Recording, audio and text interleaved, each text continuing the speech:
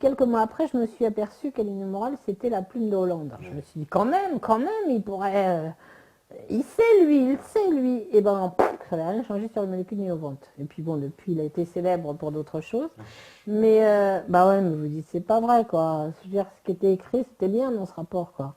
Ça n'a rien changé. En 2014, on rembourse toujours ces molécules C'est vraiment innovantes. une petite mafia qui a Ça, pris le c'est... pouvoir, quoi. Oui, oui, oui, alors oui, Ouais. oui, Enfin, ça je doit dis pas petit, faire, ça mais doit pas faire ça, tellement de gens. Non, non, non, ça m'a l'air international quand même, non? C'est ah bah pas. c'est sûrement international, mais enfin en tout cas, non, mais en France on est quand même bien cogné, hein, parce que par exemple en Angleterre, ils veulent pas rembourser toutes ces molécules innovantes avant qu'elles, ah oui, parce que, alors attendez, c'est pire que ça, parce que le prix, pourquoi c'est si cher? Ouais. Parce que le prix en France, le prix d'une molécule est fixé après négociation entre le ministère et le laboratoire, et puis pas mal de lobbying par-dessous, mais enfin, est fixé après négociation, mais seulement au moment où on leur donne l'autorisation de mise sur le marché. Donc comme là, on est en essai thérapeutique, on est avant l'autorisation de mise sur le marché. Donc c'est pas un prix négocié, c'est le prix que fixe le laboratoire, que doit payer. Ben, bien sûr, on ne négocie le prix qu'au moment de l'autorisation de mise sur le marché. Et alors comment ils fixent le prix? Ben, c'est assez clair, c'est écrit dans pas mal de rapports. Eh bien, selon les pays, c'est le maximum imaginable que peut payer le système de santé du pays donné.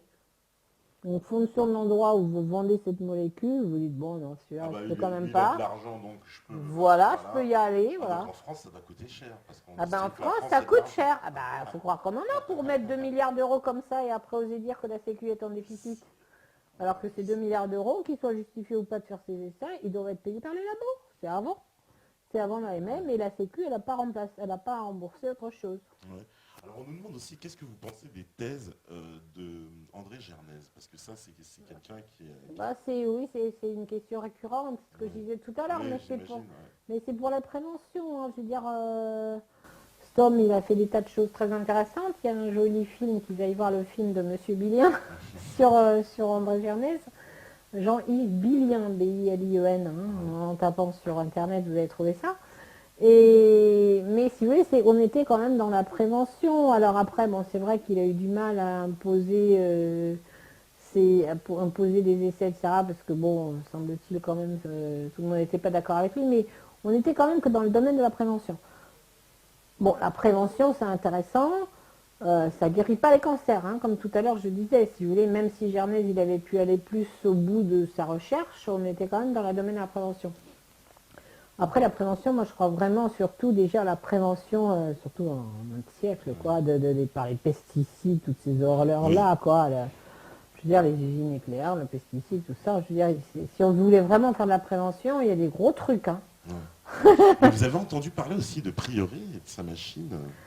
Ouais, il y a des gens qui m'ont parlé de ça, mais bon. Paraît-il que ça guérissait les cancers. Enfin, Non, mais bon, je veux dire, je ne nie pas que toutes ces choses-là, les unes à côté des autres, puissent améliorer un certain nombre de malades. Maintenant, guérir les cancers, d'abord, il n'y a pas un cancer, il y a effectivement des des cancers. cancers. C'est bien des cancers. Donc il y a des choses qui peuvent marcher, ça dépend du stade, ça dépend, mais bon, en tout cas, moi, j'ai pas de démonstration que ça ait marché. En tout cas, je dis pas que ça ne peut pas avoir un effet, hein. Attention, il faut toujours ne pas confondre la réponse.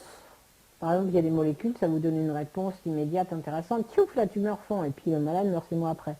Donc il ne faut pas confondre la réponse immédiate, ou partielle ou complète, et la guérison. C'est encore des choses. Il y a quand même pas mal de méthodes, de choses intéressantes qui donnent des réponses partielles, qui améliorent un petit peu le patient, ce qui n'est pas négligeable forcément d'ailleurs. Mais et guérir, c'est une autre notion. Guérir, c'est quand même, moi, les gamins qui viennent me voir qu'on a traité il y a un temps et qui viennent me voir ou qui m'envoient les photos de leurs gamins. Pour moi, c'est ça la guérison, hein. Donc moi, j'ai grand respect pour toute possibilité d'amélioration par des tas de petites techniques autour. Pour l'instant, malheureusement, et avec l'expérience que je peux avoir sur 40 années de ce domaine, qui passe très vite d'ailleurs, parce qu'on se dit comment c'est possible 40 années, non, ça passe vite parce qu'on passe d'un patient à un autre, ça le guérit. C'est vrai, des fois, je me demande comment j'ai pu faire ça pendant 40 ans, mais bon, en fait, non, on est toujours d'une bagarre à une autre, d'un gamin à guérir à un autre, et voilà. Mais honnêtement, j'ai vu quand même beaucoup de patients, de parents chercher d'autres possibilités, d'autres techniques. Pour l'instant, j'ai pas vraiment trouvé. J'ai vu autour parce que nos patients, comme on a de bons rapports, ils nous racontent tout. Enfin, j'espère. En tout cas, ils nous racontent beaucoup de choses. Donc, s'ils font du Belgiorsi ou autre chose, ils nous racontent, hein, il n'y a pas de souci. Bon, j'ai pas eu, si vous voulez, l'impression qu'il y ait une technique, malheureusement, je demanderais que ça, moi, hein, qui permet d'éviter la chimio pour l'instant, quoi. Hein. Donc, si vous voulez, bon, des petits plus, des améliorations, des meilleures tolérances, oui, sûrement. Et comment on appelle ça? On a entendu parler aussi beaucoup de traitements à base d'aliments crus, aussi, pour traiter. Non, vous avez entendu parler, Non, mais pour j'imagine. traiter, non. Je veux dire, tout ça, moi, je suis encore bien pour la prévention. Moi, je ne me suis pas suffisamment intéressée à la prévention. Mais, parce que bon, parce qu'on ne peut pas tout faire, hein, bon. Mais donc, je reste très prudente et humble sur la prévention. Honnêtement, quand même, quand un gamin est malade et a un cancer ou un adulte, les régimes et tout ça, ça les guérit pas, hein. Et en particulier les jeunes, moi j'ai vu trop de patients tellement devenir cachetiques que quand on me dit que le jeune va guérir un cancer, j'ai du mal, hein, j'ai du mal. Mais bon, Alors, là aussi, le jeune, de temps en temps, la prévention, pourquoi pas, peut-être mettre un peu les produits à l'heure et l'organisme au repos, pourquoi pas, mais une fois qu'ils ont un cancer, déjà, faut vraiment leur donner de quoi se défendre. alors, je sais pas, les métanotes me disent qu'il y a un problème avec mon micro apparemment. Je sais pas si le son est faible. Je sais pas si c'est faible chez toi, non? Où il est mon micro? Non, le mien. Non, non, je parle Ah, le à vôtre. Mikey. Non. J'ai un problème de son avec le micro. Je sais pas, il y a un petit souci dans le son lui-même, j'arrive pas à le régler. Ah, J'ai obligé de d'accord. régler parce que j'ai pas mal de gens qui se sont pas. Ouais, c'est ce qu'on me dit. Là, je vois, enfin, je suis en train de lire et je vois, il y a beaucoup de messages qui me disent, ouais, mon micro est trop bas, on m'entend pas. Je sais pas alors si. Ouais, c'est ce que je dis là. Est-ce qu'ils m'entendent? Non, ils vous entendent. Apparemment, ils Bon, vous entendent très bien. Mais moi, on m'entend pas. Je vais répéter vos questions. Alors, on me demande, est-ce que vous connaissez Alan Smith, atteint de grippe porcine, pardon. Et alors, attendez, il faut que je remonte parce que il a changé le sens du chat et j'avoue que je suis un peu perturbé, comme certainement beaucoup. Et voilà. Alors, je vais retrouver. Voilà. Il est atteint de grippe porcine, d'une pneumonie avancée, d'une leucémie et d'un scorbut qui a acquéri après 2 jours de traitement à haute dose de vitamine C. Ça vous dit quelque chose, ça, non? Cet exemple-là? Bon, en tout cas, la vitamine C, on me la ressort tout le temps. Mais Ouais. là aussi, moi, ce que je réponds régulièrement à tous les gens qui m'en parlent beaucoup, c'est que moi, j'ai lu tout et son contraire, hein, sur la vitamine C. J'ai lu enfin, sur des études apparemment sérieuses, si vous voulez, parce que là aussi, on a regardé de près, parce que Oui. tout ce qui peut aider nos patients, même en adjuvant, c'est-à-dire en plus de notre chimio, on aime bien donner, nous, des vitamines aux gens, etc., ne serait-ce pour qu'ils se défendent mieux, quoi, contre les infections, contre tout ça. Donc, on ne veut pas faire de bêtises non plus, donc on a bien lu sur les quantités sur les quantités de vitamine C et tout ça qu'on doit donner. Honnêtement, j'ai quand même pas vu de miracle avec la vitamine C, hein. J'ai vu en plus tellement de patients essayer. C'est souvent quand quand les gens vont mal, que ce soit des adultes ou des enfants, ils essayent toutes ces techniques-là, mais j'ai vraiment jamais vu de miracle, moi, hein. Et, Et puis, je vais quand même dire que sur un cas, on peut juger de rien, hein.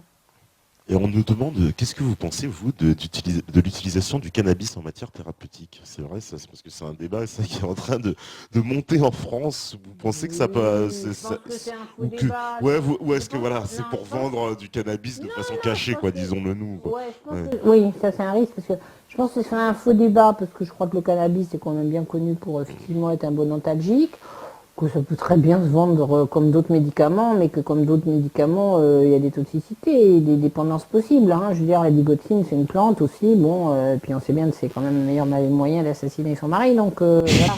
Donc, Ça pourrait redonner des idées à certaines femmes, voilà. je sais pas comment ça se vend, mais oh, bah, sinon, si elle faisait un petit peu d'études quand même, il n'y a pas besoin de savoir chercher loin quand même, hein. Alors, on me demande, est-ce que vous connaissez l'allergie au MCS? Alors, attendez, parce que la question est remontée, voilà. Est-ce que vous connaissez l'allergie au MCS? Alors, j'ai retrouvé, c'était une question de Rogelio. Mais parce qu'on a changé les paramètres du chat là et je suis un peu perturbé. Voilà. Est-ce que vous connaissez l'allergie au MCS qui concerne ces deux spécialités non reconnues par la France mais par les autres pays européens, alors qu'il y aurait déjà 42 000 morts concernant cette maladie? Voilà. Je suis ignorante. Non, vous connaissez pas. Non. D'accord. On me parle aussi de. J'irai le voir, j'irai le voir. Ouais, je sais pas, parce qu'on découvre beaucoup de choses, hein. Les gens, ils sont très. bien, ça, On a un peu une base de connexion. On est sûr, je sais bien. Ouais. Et donc, ils en profitent d'avoir. Pour nous instruire, Ah, c'est bien, sympathique. ah bah oui. Alors là, attendez, on me demande aussi. On a encore beaucoup de patients, moi. C'est pour ça que, bon, en gros, les questions, je les connais souvent parce qu'on m'a déjà posé la question, j'ai été voir après. Bon, vitamine Z et gernet, je sais à peu près, mais là, je sais pas. Ah bah le MCS, bah voilà, ce sera. Non, je sais pas. Voilà, on me parle aussi voilà, de l'huile de Nigel qui augmente le système immunitaire de 250% en 3 semaines. Ça, vous connaissez pas non plus. Je prends le joker. Il y a les liens en plus. Hein. Vous me donnerez le... Ah bah je pourrais vous renvoyer les liens. Le shootbox, là. Voilà, on me donnerait tout ça. Ouais. Voilà, on me parle aussi, alors ça j'ai vu, c'est une question qui revenait souvent, oui, sur, bon bah vous avez quand même en partie, voilà, vous avez répondu en partie, même Ushuaïa qui demande, sommes-nous des cobayes réduits à une valeur monétaire pour eux, pour les laboratoires pharmaceutiques? Oui, bien sûr, bien sûr. Après, il ne faut pas généraliser. Oui. Je pense qu'il y a beaucoup de médecins utilisés, robotisés, formatés, qui ne sont pas forcément conscients, qui utilisent leurs patients comme cobayes. Hein. Je crois qu'il faut des fois, le médecin donc, peut être aussi, sans le savoir, complètement manipulé. Je pense que la plupart sont manipulés, oui. Ah oui. Bah, si vous voulez, bah, on a du mal à le croire parce que bon, nous, on a l'impression que vous nous avez dit, bon, ils touchaient de l'argent des fois, mais parce que comment ça se passe clairement? Comment ça se passe les rapports entre les laboratoires et les médecins? C'est-à-dire, il y a des laboratoires qui viennent, qui vous disent, dans beaucoup de... voilà, oui. moi j'ai tel produit, vous me le poussez, puis on vous fait des cadeaux. Oui, on va faire ça un petit peu plus habilement quand même, j'espère. Ah, il y a un téléphone, tu me dis? Ah, c'est pas le mien. Non. C'est pas le mien. Ah, on a éteint le téléphone. Moi j'ai mis... Ah, il est sur... en mode avion. Ah, peut-être faut l'éteindre alors complètement. On va l'éteindre, allez, on va fermer. Non, si vous voulez, bon, il y a le problème de... Oui, il y a effectivement le problème de la visite médicale, hein, qui est quand même très, semble-t-il, responsable de beaucoup de dérives, mais que je connais moins, parce que c'est lui qui s'éteint. Que je connais moins parce que moi, comme on n'a jamais fait d'essai, enfin, et qu'on n'a jamais marché dans la colline, on voit jamais de délégués pharmaceutiques. Donc c'est assez simple. Hein. Il suffit, bah oui. Moi, je sais pas combien de contrôles fiscaux parce que comme on a fait beaucoup de congrès internationaux, bah sur notre paye, hein, et on a beaucoup de frais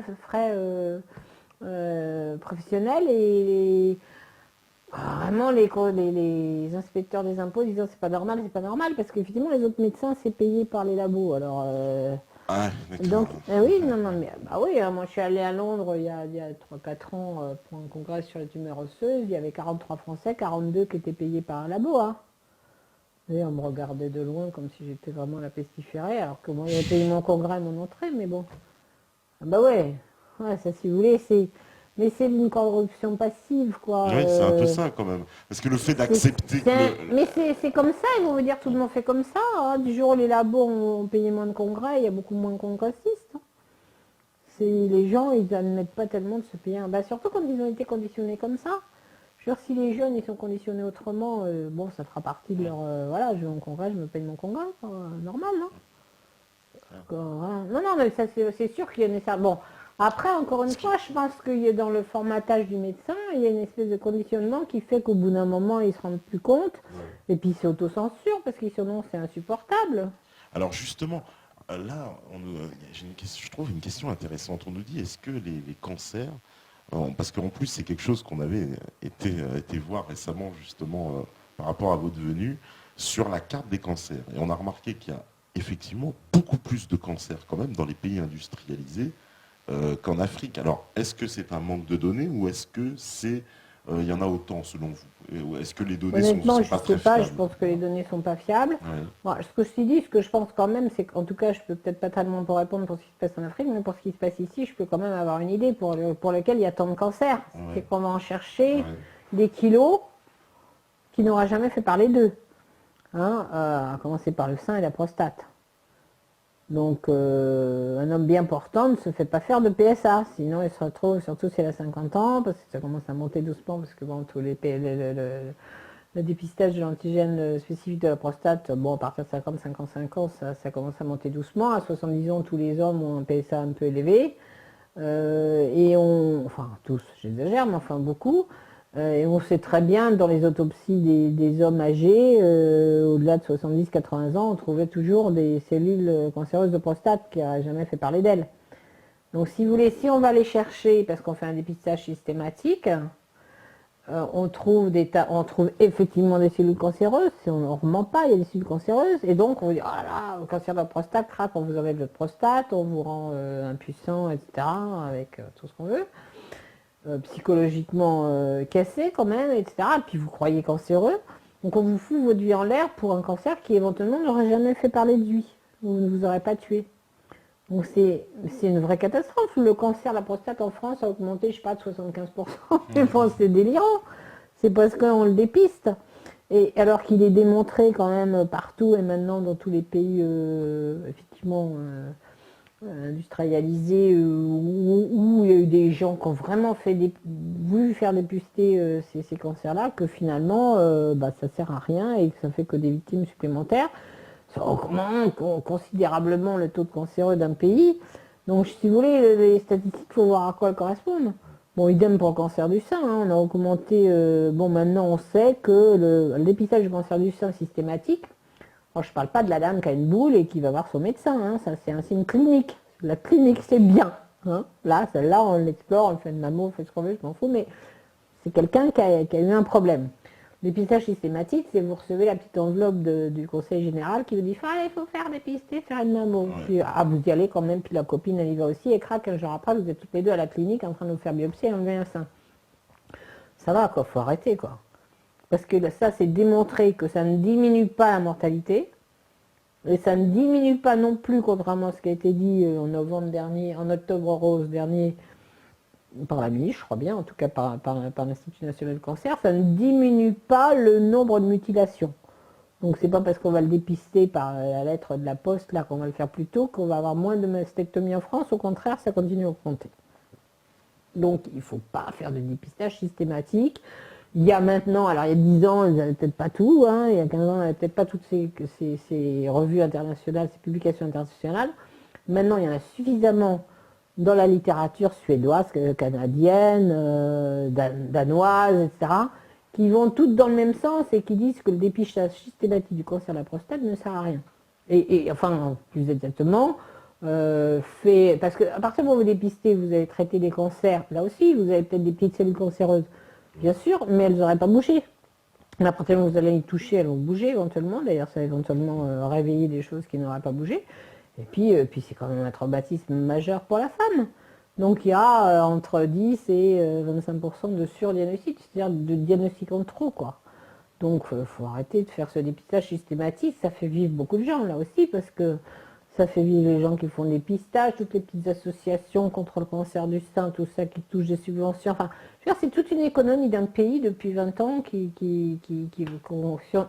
va disparaître si on arrive à convaincre sur le fait que ne faut pas faire ça. Le cancer, c'est très particulier parce que, bon, voilà, moi j'en entends par exemple parler depuis 30 ans, j'ai envie de dire, de façon intense du cancer, on nous en parle, que c'est la faut maladie faire numéro peur, 1, mais c'est pas vrai. Hein. Il y a des spots de pub, Oui, cancer, il y a fric. ouais. Et donc, si vous voulez, c'est un marché. C'est un marché, effectivement. Et alors, c'est pour ça, après, vous me parlez de statistiques de nombre de cancers, mais de quel cancer on parle? Des vrais ou tous ceux qu'on a dépistés qui n'en étaient pas, enfin, qui étaient des maladies qui n'auraient jamais fait parler d'elles. Et donc, on a transformé des bien portants en malades. On a cassé des familles, parce que quand vous... Ah, ma femme a eu un cancer du sein. Alors, tu sais, là, alors si ça se trouve, c'est pas un... Je dis, attends, vous avez un cancer du sein, mais il y avait des signes. Ah non, non, elle a eu des dépistage. Je veux dire, c'est insupportable, quoi. Puis même quand je raconte ça là, je vais casser les gens au bout du fil. Alors je leur dis toujours, ne réécrivez jamais l'histoire. Hein, ne réécrivez pas l'histoire. Mais oui, parce qu'on ne sait pas dans le cas, c'est comme je vous disais tout à l'heure, votre vitamine C, là, dans le cas particulier du monsieur, ça a peut-être marché, moi je ne veux pas dire le contraire. Donc je veux dire, dans votre cas particulier, vous avez été bisté, peut-être que chez vous on vous a sauvé.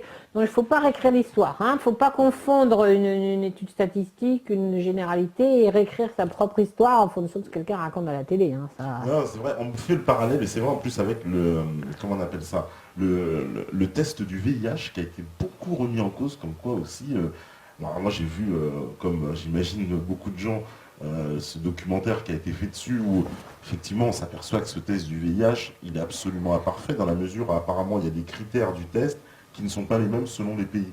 C'est-à-dire un pays dit oui voilà en fait en gros à dans un pays vous serez voilà.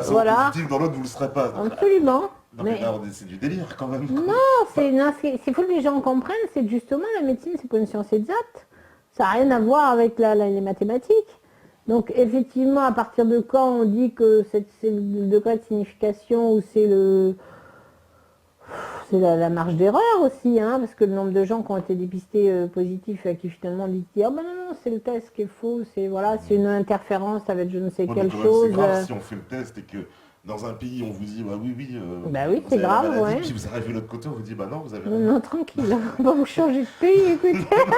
Non mais voilà, c'est quand même extraordinaire. Mais pourquoi se faire plein d'examens comme ça tout le temps? Pas de PSA, pas de machin. Là aussi, si vous voulez, il faut faire quand il y a des raisons de faire. Quoi. Mais c'est dépistage systématique. Ça aussi, pour le sida, j'ai envie de dire, il y a un peu le même parallèle qui se fait parce que les tests sont vendus, sont encouragés. Et en plus de ça, dans le même reportage, pour ceux qui l'ont vu, on voit par exemple qu'en Afrique, ils font tout un tas de tests. Voilà, on vend du test. Mais quand les gens sont positifs, on leur dit attention, il faut aller à l'hôpital pour faire une double vérification. Voilà. Donc Mais c'est ça. Bon, alors moi j'ai pas, bon, c'est quand même un domaine très particulier, SIDA, donc je ne vais pas avoir de position tranchée, mais ce qui est clair, c'est qu'on vend 30 000 fois trop de tests à tous les gens. Alors on n'abordera pas le problème des vaccinations là, parce que ça sera encore un autre monde, mais je pense que ça, vous avez peut-être fait déjà des émissions ici, oui, parce que c'est affolant quand même. Puis là aussi, vous sentez que ça se développe, on veut absolument vendre. Si, je peux quand même dire, parce que dans le domaine du cancer, par exemple, le scandale du Gardasil, scandale national, puis international, je veux dire, c'est absolument monstrueux. On ne peut absolument pas dire aujourd'hui qu'on prévient le cancer du col avec ce vaccin, d'accord? Puisque ça met 20-30 ans à se développer, donc c'est pour le coup qu'il n'y a pas eu d'essai. Si on avait voulu faire un essai correct avec le Gardasil, on aurait vacciné quelques, je sais pas, 200 000 ou 300 000 volontaires, voilà, et puis dans le monde, et puis on aurait attendu 20 ans, voir s'ils faisaient moins de cancer du col que les autres. Parce que tout le reste, c'est du baratin, parce qu'on diminue 20% peut-être des infections à papillomavirus qui sont associées au cancer du col. Mais personne n'a démontré que cette association était causale. C'est pas parce que quand vous avez un cancer du col, vous avez un papillomavirus que l'un entraîne l'autre. C'est une association. On aime bien raconter notre histoire de bonne sœur, mais bon, les bonnes sœurs, elles ont moins de cancer du col que les prostituées. Les prostituées, elles ont plus de papillomavirus que les bonnes sœurs. C'est logique. Bon, c'est peut-être tout simplement lié au... On peut imaginer, c'est quand même une bonne imagination, que le cancer du col, il peut être lié au microtraumatisme répété par l'usage, que non théoriquement par les bonnes sœurs. Donc, ce n'est pas nécessairement le papillomavirus. Le papillomavirus, il est peut-être associé. Bon, en tout cas, personne n'a pu démontrer. Non, mais c'est quand même vachement important parce qu'on essaie de faire croire aux gens, c'est vachement bien, il n'y a plus de papillomavirus, vous n'aurez pas de cancer du col, c'est n'importe quoi. Mais vous rentrez 450 € pour ce vaccin dangereux. Alors oui, parce que j'ai pas dit l'essentiel, c'est qu'il est quand même dangereux.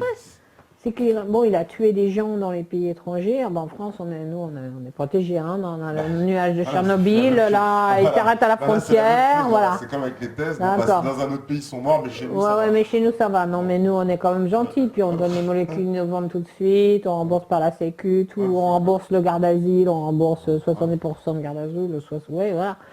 C'est monstrueux. Mesdames, ne faites pas vacciner vos gamins. Mais vous savez, vos gamines, mais vous savez que maintenant, ils veulent vacciner les gamins. Ils veulent vacciner les gamins pour, je sais plus quelle bonne raison ils ont trouvé. Ils veulent vacciner les garçons aussi, pour éviter les cancers ORL ou je ne sais quoi. Enfin, c'est absolument fabuleux, il faut trouver des marchés. Ah oui, parce que franchement, trouver un médicament pour un cancer, même si vous multipliez ce cancer comme celui de la prostate par X, par des dépistages, ça fait quand même qu'un nombre limité de gens. Ah, 50 000, 60 000, ça. Peut-être si vous vaccinez toute une population, ça vous fait, s'il y a que les femmes, ça va vous faire 30 millions, 60 millions, 40 millions. Mais si vous vaccinez aussi les garçons pour leur prévenir je ne sais quoi, royal, c'est quand même mieux de vacciner 65 millions de personnes que de traiter 50 000 patients. Donc, c'est pour ça que la prévention intéresse. Il faut aussi faire très très attention avec la prévention et ce que le marché nous réserve. Parce que moi, je suis quand même très fascinée. Les gens commencent, enfin, en tout cas, commenceront bientôt à réaliser que les médicaments, il y en a quand même beaucoup qui sont toxiques, etc. Ah, il y a une prise de conscience. En tout cas, Qui peut quand même, mais ils entendent, voilà. Si on est, Quand même, on progresse. Accro, mais ça commence. On Vraiment, commence. vraiment. Alors on commence. Bon, moi je maintiens qu'effectivement pour les maladies lourdes, il faut quand même prendre des médicaments, mais tout le reste du temps, il vaut mieux prendre le vieux petit médicament s'il est encore en vente, mais comme il n'est pas cher, souvent on le supprime, que de prendre un nouveau médicament quand on peut éviter. Il ne faut jamais de nouveaux médicaments, il faut attendre que les effets secondaires apparaissent, parce qu'ils sont tellement vite mis en vente. Mais voilà, il faut vraiment, vraiment, vraiment faire attention. Et ça à la perversité du système financier, parce que les laboratoires qui fabriquent les médicaments se disent qu'il faut quand même qu'on se trouve une piste d'atterrissage, donc les gens vont manger moins de médicaments. Et donc il y a des labos, des gros labos pharmaceutiques qui ont racheté des boîtes pour faire des compléments alimentaires. Et maintenant, on vous met sur toutes les ondes qu'il faut prendre tel complément alimentaire pour aller bien, pour aller ci, pour ça. Non, si vous êtes normand en bonne santé, vous n'avez rien besoin. Faut arrêter. Le sujet normal qui est au soleil, il n'a rien besoin. C'est bon, quoi. C'est-à-dire, on veut trouver, en fait, ce que vous nous expliquez. On crée des marchés. Voilà, on crée des marchés. En disant, ces gens-là sont malades. Quand on cherche des malades, oui, puis même, ah non, mais quand ils sont pas malades, on va vous donner des compléments alimentaires pour vous sentir mieux, vous sentir jeune, vous sentir beau, avoir la peau, je sais pas, lisse ou rugueuse, selon votre choix, pour mieux sauter votre nana, etc., pour tout ça. Et oui, voilà, il faut absolument rendre le bien portant, comme au moins un futur patient, donc il faut qu'ils préviennent en prenant tout. Il y a des gens, ils se bouffent des kilos de compléments alimentaires. C'est pas forcément anodin non plus. Hein. Parce que si ça a une efficacité, c'est pas anodin, il y aura forcément des interférences. Puis si ça n'en a pas, alors vous vous faites carrément truander par le marchand. Hein. Alors là, je vois un commentaire qui me dit Tepa, je ne suis pas d'accord. En respectant strictement un bon équilibre acido-basique et en mangeant 50% de cru et 50% de cuit, en mangeant des aliments physiologiques, c'est-à-dire pas de gluten limité à des céréales qui sont des cols pour les intestins et privilégier le quinoa, le sarrasin qui sont des graines et non des céréales, il n'y a normalement aucun problème que ce soit pour un cancer ou toute autre maladie. Les médicaments sont acidifiants et contribuent à la destruction de la santé. Oui, mais là, c'est encore la prévention, finalement, ce que vous dites. Je sais pas, s'ils comptent guérir son malade, là, faut qu'ils vous rajoutent, là, c'est une réponse, là, ils comptent guérir les gens comme ça. Bah, je sais pas si, je sais plus dans quel cadre il est. On peut supposer, c'est la prévention. Alors d'abord, je veux dire, moi, j'ai pas envie de m'emmerder à faire tout ça, perso, hein.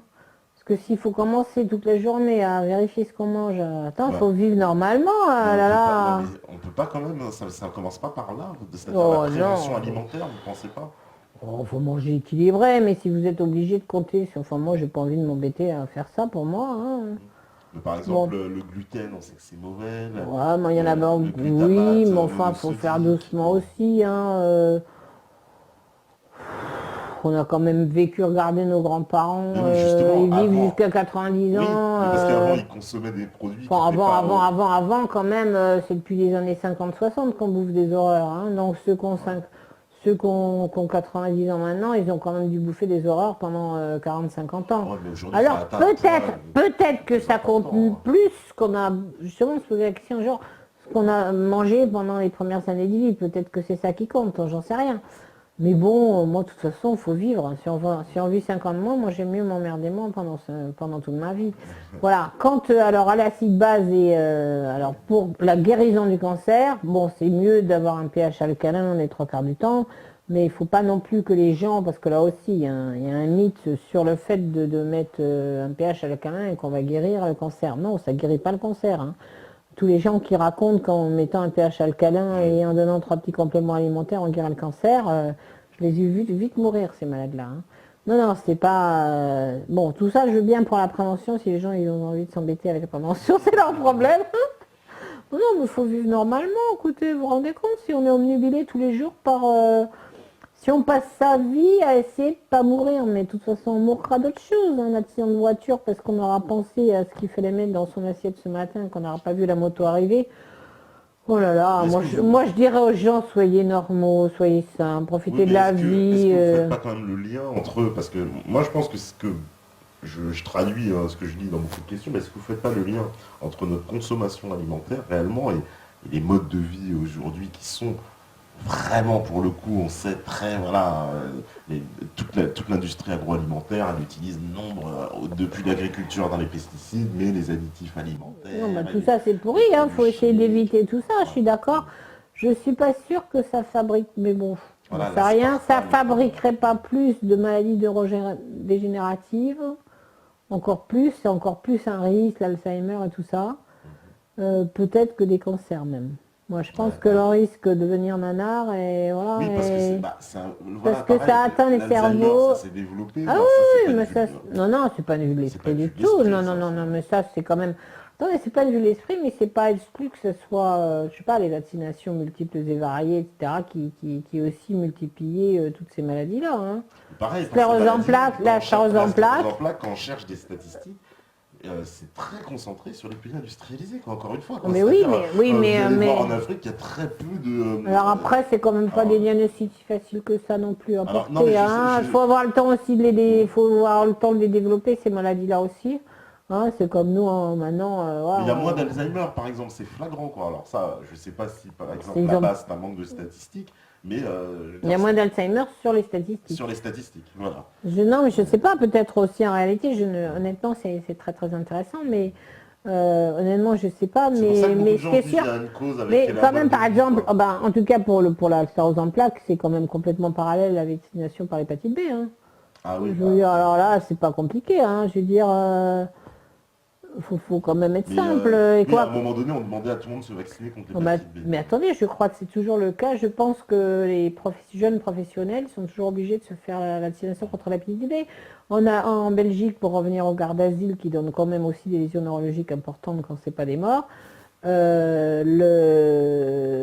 vaccination est obligatoire, je crois, en Flandre, Ouais. chez les ados, quoi. C'est complètement scandaleux, quoi. C'est complètement aberrant. L'aluminium, tu vois, vous voyez, je crois beaucoup à la toxicité de l'aluminium dans les vaccins, à la toxicité de certains médicaments aussi, hein, mais donc moi je penserais plus à... Et effectivement, il est logique qu'on ait plus toutes ces maladies-là parce qu'on bouffe trop de médicaments Donc, et qu'on prend trop de vaccins et peut-être trop de compléments alimentaires dans lesquels il y a des vrais médicaments. Compléments alimentaires ou médicaments, c'est en fait en fonction de si vous avez déposé à l'Agence européenne du médicament, si vous déposez un dossier à 80 000 euros à 300 000, hein. Donc si vous voulez pas faire... il y a tout un nombre de règles pour devenir médicament que vous n'avez pas pour devenir complément alimentaire. Mais c'est quand même des molécules chimiques souvent ou des plantes, je veux bien. Enfin les plantes, c'est pas forcément pas toxique, hein. Si c'est efficace, je parlais d'adigoncine tout à l'heure, si c'est efficace, il y a des effets secondaires, enfin il y a des effets positifs, négatifs, et surtout il y a des risques d'interaction. Donc il faut être extrêmement vigilant avec les compléments alimentaires aussi. Ah, donc vous mettez en garde contre les compléments Ah oui, alimentaires. tout- Il y a beaucoup et de gens sur- qui en utilisent. Donc, Oui, et surtout avec l'association des compléments alimentaires et des médicaments. Parce qu'il y en a, parce que bon, ce sont des molécules, hein, toutes des molécules chimiques, des plantes, c'est des choses qui ont des effets. Encore une fois, si c'est pas des effets placebo, si c'est des vrais effets, ça devient dangereux. Et si ce sont des effets effectivement qui peuvent agir à avoir des interactions, ça peut être très toxique. Donc il faut que les gens vraiment fassent très très attention aux interactions médicamenteuses entre toutes les formes de médicaments, y compris ceux qu'on appelle compléments alimentaires. voilà. Alors ouais, on met la statistique, je pense qu'il a été la chercher, 2% des Africains de plus de 65 ans ont Alzheimer. Voilà, c'est une petite truc. C'est bien, on va aller là-bas. Voilà, peut-être on va se guérir. Justement, Zach, il demandait aussi. Non, est-ce mais que vous- c'est chouette, ça, mais moi j'irais bien penser que c'est qu'ils ont bouffé beaucoup moins de médicaments, beaucoup moins d'aluminium, beaucoup moins de Bah, dans vaccins. l'absolu, c'est sûr qu'on Ils voilà, ont au niveau sûrement des eu modes de beaucoup vie, moins de oui. vaccins Ils ont moins de et vaccins, c'est sûr, moins de médicaments. Je pense que bon, là maintenant, ils sont de plus en plus confrontés à ça, mais de base, ils ont une nourriture qui est moins industrielle, moins d'additifs, oui, moins de c'est produits ça, chimiques, ça c'est voilà, non, évident. c'est sûr. Ouais. Et puis peut-être un peu moins, je sais pas s'il y a moins de voitures, il y a peut-être moins de gaz aussi. Moi, quand je vois qu'on promène les petites poussettes là, à hauteur des pots d'échappement, c'est bon, ils ont peut-être moins de pots d'échappement, je sais pas aussi. Hein. Enfin, Parce tout que, ça, quoi, tout ouais. ça. Bah, bien sûr, notre mode de vie, il fabrique tout ça, quoi. C'est assez affreux, quoi. On me demande si vous connaissez l'argent colloïdal. Vous savez ce que c'est, non? Bon, c'est un mot que j'ai déjà entendu, mais j'en dirai pas plus. Donc je suis très ignorante, comme D'accord. ils vont voir tous ces gens-là. D'accord.